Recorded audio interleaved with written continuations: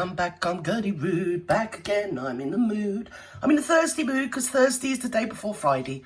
And Friday is Eureka Day. Well, it is for me anyway. Oh, dearie me. Oh, I don't know why I just don't turn my big fat backside into a kayak. Every time I've been out today, I've got absolutely soaked through to the skin through two feels I have. It's like the bleeding monsoon season it is here in Sussex. I don't know what's happening. I'm going to have to adapt myself to have automatic paddles that just stick out the side of my coat or something. I don't know. I don't even know what I'm on about. Or maybe some big fat flippers. That would help me, wouldn't it? Yes. So anyway, I'm here because we've got a very sad story. It's upset me, it has. All day I've been upset, you know. It really does upset me the way things are going with the poor old beaten Bazza. Oh, dear. So the tagline is, Omid Scobie is still useful to them, Kinsey Schofield, on bombshell book by Harriet Meghan's friend. Yes. Well, that's an oxymoron. Mind you, all three of them are pretty much oxymorons, aren't they? So anyway, shall we just dive right in together and hear what the Blue Blaze has been going on with Jeremy Vile and his rather nice co-host? Come on, Jeremy, what's happening? Harry was left in the dark about the late Queen's health during the final hours. Omid Scobie's endgame. Oh my God, that must have been so bleeding shocking. Can you imagine? Can you imagine the shock it must have been to Harry? I mean, you know, 96-year-old woman, I mean, it must have hit him like a bleeding brick in the face. What do you reckon? You know? Oh, yes, he was kept in the dark. Maybe they think he's a mushroom. Yes, keep him in the dark and feed him bullshit, really, you know? Oh, no, that's the muchness, isn't it? So, it was a shock. They couldn't have believed. Well, I mean, she was in the prime of her life and everything, wasn't she? You can imagine. Oh, dear. Sent him into a big old tailspin, it did. Oh, dear. So anyway, obviously it was everyone else's fault because Barry's the victim. And we need to keep that tantamount in this whole equation. We do. Come on, dear. Also claims that despite the king citing protocol... What's it? He calls it endgame. I call it the blame game. But there you go. Here we go. ...for not allowing Meghan to join the royal family in Scotland. Because they didn't want her. And she's what, like, not immediate family. Kate didn't go. I mean, what the bleeding... What's... Lucretia DeVille, the last thing the poor old Queen sees 96 years on this planet is that old bleeding mush stuck in her face. The Queen's death. A former palace aide says they just didn't want her there. No, they didn't want her there. They're joined now by royals. That's fair enough. They didn't want her there. Guess what? They didn't want you there. Just live with it. You know, work it. And showbiz reporter Kinsey dear. Schofield live. Hello, Kins. Good morning, Kinsey. Hello, darling Kinsey. Shush now, lady. Oh, look at her. She's looking right at me, you know, Vutufu. She's here for me, you know. It's the delicious Kinsey. I love Kinsey. She's really nice, and so does, well, looking at the way old, what's his name? Jeremy Vile's looking at her. He looks like he's going to devour her whole. Yes. Into you, evening. What else do we know about Scobie's book? Well, we know it's got stickmen in it, and I think he's done some really nice thumbprints. There's probably some finger writings, finger drawing or something or other in there. And obviously, if there are any words in there, the muchness has written it, isn't she? Yeah, she sent him emails and memos. In fact, she's probably written it and given it to him. So, here, just make out you wrote it. Do you get me, capiche? Oh, dear, they didn't want her there. Honestly, they're so down at heel, aren't they? The royal family. Fancy not wanting the iconic Meghan up there, eh? I mean, she's the most what's-it woman of the 21st century, isn't she? Yes, she's a landmark, something or other. Mind you, to be fair, some of the photos I've seen of her lately, yes, she's like a Belisha beacon, you know. It's the only sort of landmark that thing will ever be. Anyway, come on, let's go. What's happening? I think that if you enjoyed Spare, Scobie's Endgame is going to go right next to it on your coffee table, and you are going to devour every single second of it because it sounds like he's got some really... To be honest, if that book was in my house, I think Babs would probably eat it. You know what puppies are like, they just eat anything. Mind you, even she'd probably turn her nose up at that load of old bleeding crud. I'm still waiting for them to come into the charity shops, but to be fair, I think when they get donated, and I say that in air quotes, I think the charity shops are too kind to foist them on the public. I think they just bin them, don't they, to be honest? No one wants to read it. It's a load of old bleeding hooey. Come on, love.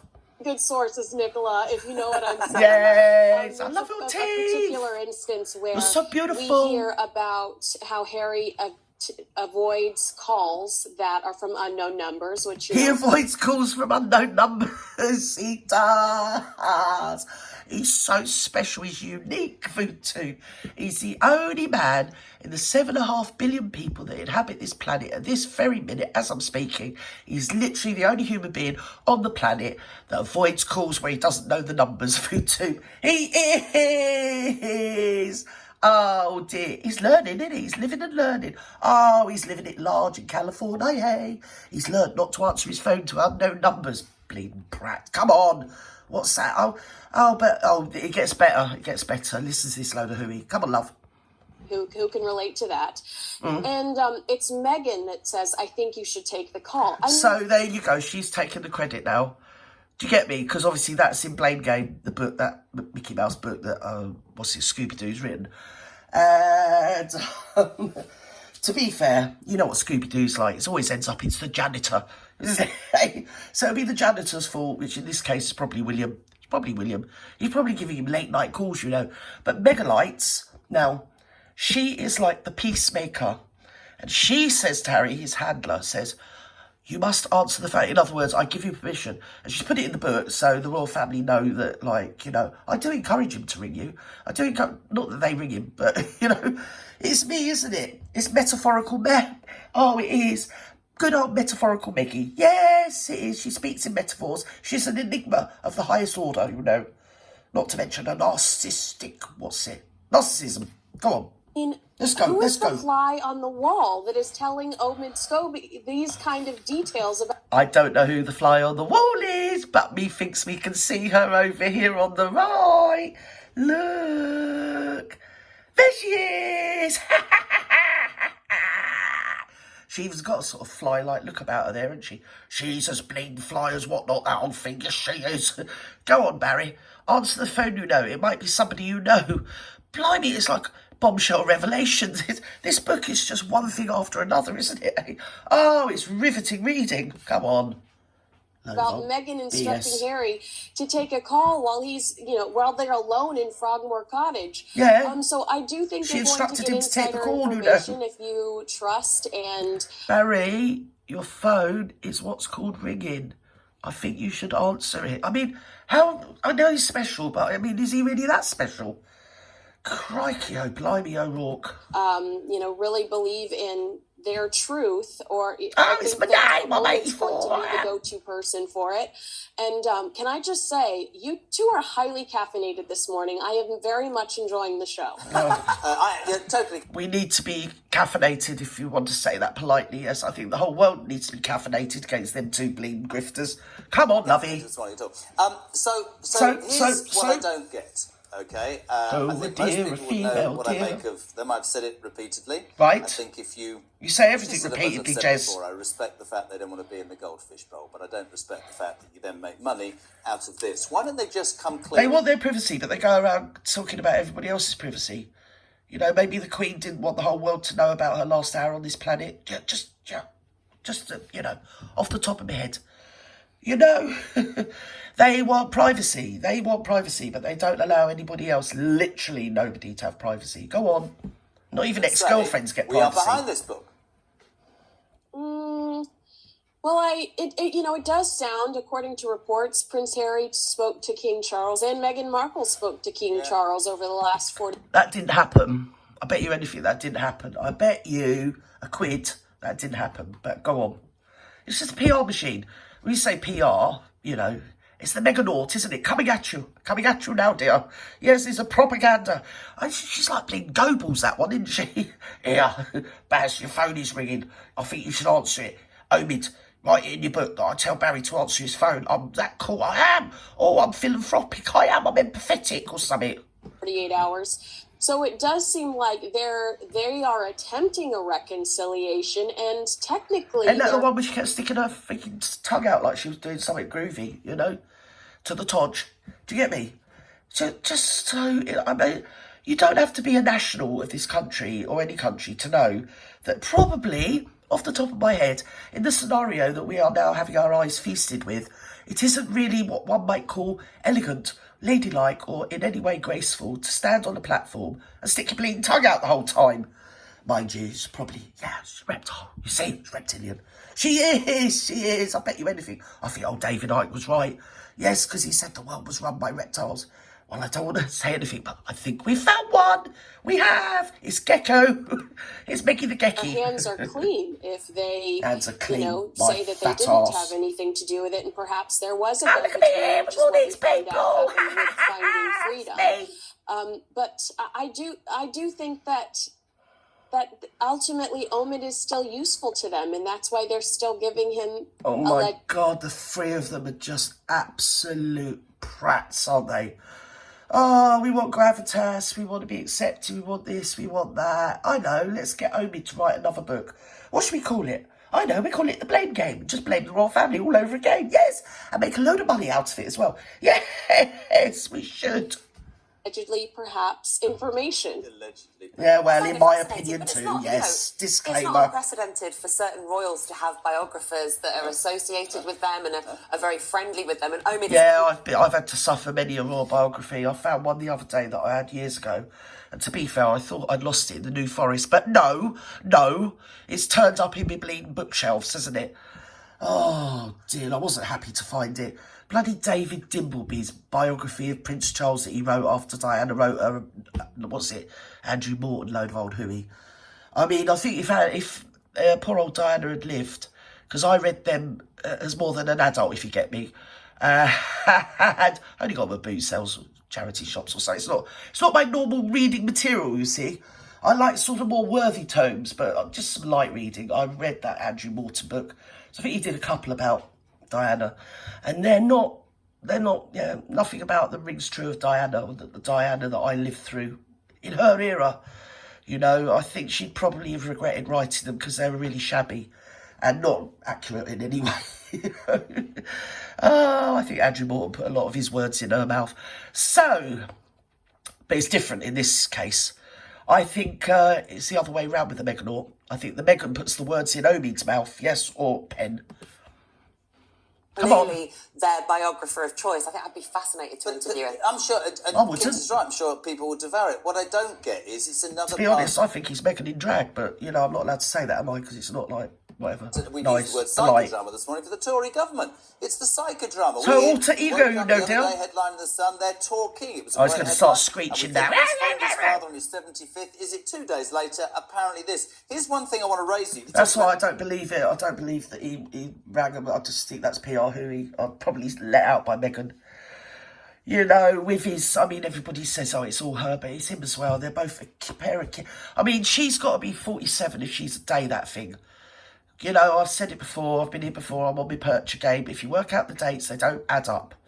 If you see the picture of her mum holding her, when she was a newborn baby, her mum looks about 16. I mean, she was 21. But if she was born in 1981, her mum would have been 28. You see? And when you see the picture of her, as I say, she looks 16. Much nearer like 21, you know, than 28. So, they're just a pair of bleeding sport little brats, the pair of them, aren't they? Literally, if they were working class, they'd be in a cell somewhere chucking their turds at the wall, wouldn't they? Let me out, I want to be free, I'm innocent, I am, everybody look at me, come on. About revelations, you know how much of a monarchist I am, a royalist. Apparently, he wasn't kept updated. I can categorically tell you that. Do you know why? Because when somebody's dying, guess what? I mean, don't quote me on it, but probably like all you guys out there, we've lived a bit, we've been through a number of people we love and just friends, whatever, relatives that are dying. We're kind of concentrating on them. Do you get me, capiche? And I know that the whole world's supposed to go, what? The Queen's dying. Hang on, stop. Right, Your Majesty, stop. We have to get hold of Baz. We have to have the Meghan, we have to have the Bazmeister here. You cannot breathe your last without them here. Oh no, right, everybody stop. We need to trace him down, get out the SAS. He needs to be here forthwith and with forth. Go on. I know, and I know this. No one thinks about everybody else. About this. The Queen wasn't in. Maybe he shouldn't have walked away and been such a prat, so he's cut down all his bleeding contacts with them. If he hadn't have acted like that, it would have been easier. Oh, God. I mean, even what's her name? Kate didn't go, did she? Because it was her kid's first day at school. And she had the empathy to realise that maybe the closest members of the Queen's family wanted to sort of share that moment together rather than have, as worthy as she is, you know, outsiders sort of, you know, just leave them to do it. Leave them to their shtick, if you know what I mean. Because she was there to support anyway. She probably said her goodbyes to the Queen beforehand in their own way, in private. And anyway, if Barry had got there and took the Meghan, or honestly, they'd have had a book out about it by now, wouldn't they? Yeah, they would have done. Yes, they would. And here's another thing people say, oh, well, what he's put in the book, yeah, you don't know it's come from Meghan. Well, we'll have to wait and see, because we all know how litigious she is. And if he said anything in there slightly that might tarnish her already overly tarnished reputation, well, she's going to have her running shoes on, isn't she? Straight down to the lawyers. So, in the absence of that happening, we take it as read that she wrote the bleeding book, can't we, really? I mean, you know, at this point, we're over it, aren't we? The way things went. Maybe she didn't know what was going on. I have absolutely no idea. Maybe that person is right or not. Of course she did. We've seen the emails to Jason Connaught, and she said she never wrote the book.